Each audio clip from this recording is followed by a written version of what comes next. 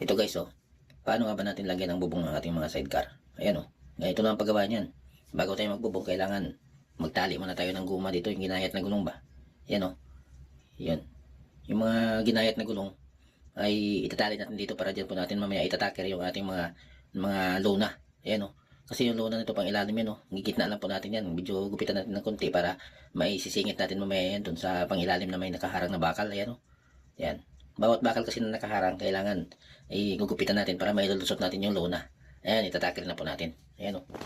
Ang mahirap na kasi guys kapag nagkabit ka ng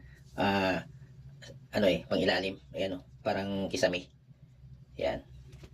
Ayan na kasi ang unang kinakabit dyan eh. Ayan, unatin na po natin para medyo hindi siya kulubot. Ayan, ganyan lang po ang pagkakabit niyan. Ayan, gupit-gupit lang po. Tapos para mailulusot natin yung lona sa bakal na nakaharang. Ayan, o. Ingat lang po tayo sa paggugupit kasi baka sumubrang pagkakagupit natin, pangit na po tingnan sa ilalim. Ayan. Sa mga talyer nito guys, mga babae ang gumagawa. Madali lang kasi gawin to eh. Ang libor nila dito ay 1.5. Lahatan na yon sa isang sidecar. Sa sidecar at saka sa bubong ng motor. Sa driver seat. So 1.5 ang singil nila. Napakadali lang naman gawin to. Mga 2 oras tapos na kagad eh. Ayan. So kung luma na yung bubong ng sidecar nyo, palitan nyo ng bubong, bumili na kayo sa bayan ng lona, saka pum, saka yung kailangan may taker kayo, kagaya nyo, no? Yan, kaya taker lang po yan. Pwede mo naman i-order sa Lazada o sa Shopee yung taker na yun, 150 lang yan. Ayan, o. So tsagaan lang po ang paglalagay ng bubong, hindi madali yan. Hindi pwede dito yung mainipin. Ayan, o. So medyo ayos naman ah. Ayan, makinis na, o. Kailangan wala kang makitang kulubot yan. Unat na unat yung yung luna. Ayan. Mabuting-ting lang talaga pag pang ilalim. Pero mamaya, sa pang ibabaw, madali na. Ganyan na siya, oh.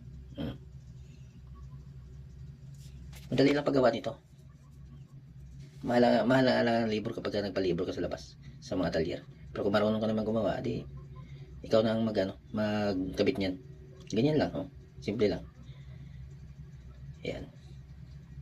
Pag nailusot mo naman ang lahat ng mga ang lona sa lahat ng mga nakaharang na bakal eh, parang madali na eh. Taker ka lang ng taker. Ayan, sundan nyo lang to guys para hindi na kayo gagastos pa ng kamahal-mahal na libur sa pagpakabit ng bubong sa inyong mga sidecar. Ayan, oh. So maglilinis na tayo. Alisin na natin yung mga labis-labis na yan. Ayan, oh. Ayan. Ganyan lang yan guys.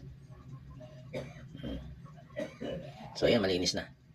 So sunod yan, maglalagay tayo ng sako. Dapat yung sako ng bimig, yung lagay ng pins, malapad kasi yun eh. Sakto dito sa sidecar na to. Ayan, oh. So gitna na naman tayo mag-uumpisa. Kunting unat lang yan. Ang pag-uunat niyan kasi hindi masyadong unat na unat kasi kapag nagluma na yung bubong, mapupunit po yung yung sako. Kaya dapat yung katamtaman lang pag-uunat niyan. Ayan, oh. Yan. So pagkatapos nun maglagay na tayo ng sanipa. Unahin natin sa likuran. Sa gitna pa rin tayo mag-umpisa. Yan, palibutan na po natin ng ng sanipa. Bago tayo maglagay ng pum. So ayan, may sanipa na. Maglalagay na tayo ng pum niya guys. Ayan, oh. 1/2 na pum. Ayan, patungan na po natin ng medyo mabigat para hindi po mahulog yung pum. Magagupit po natin ng dire-diretso. So ayan, pag nalagyan na po natin ng pum, maglagay na po tayo ng pang ibabaw na bubong, yung lona. Ayan, oh. Yun, pabigatan lang po natin ng konti. Ayan, sa gitna na naman tayo magtataker. Unat naman tayo ng unat, tapos taker naman tayo ng taker. Ayan, oh. O, kabilaan yan.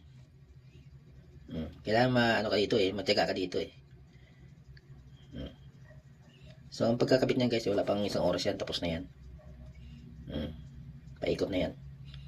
Pagkatapos yan, kapag na-screw na po natin lahat yan, linisin na po natin, gupitin na po natin yan. Ayan. Dapat ang yun guys, pag nagkabit tayo ng dyan, ng aluminum frame, dapat may mga butas na, kagaya nito. Ayan. So magkabit na tayo ng aluminum frame. Ito na kasi ang pinakahuli dyan eh, yung aluminum frame na yan. Kapag nakaikot na yan dyan, yan, finished product na po yan. So ayan, oh. Ayan. Ayan, dire-diretso lang po yan guys. Hanggang paikot po yan. Pag nakompleto po yan, yan na po ang pinaka-finished product niyan. Yun. So i-screw lang po natin ng i-screw yan hanggang sa makompleto na po natin ang frame ng bubong na yan.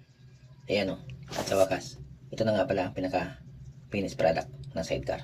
At sa mga subscribers at sa mga viewers ko, Maraming salamat sa inyong matyagang panonood sa video ito. At palambing na rin po ako ng like and share at pasubscribe na rin po sa aking YouTube channel. Maraming salamat po. Bye-bye.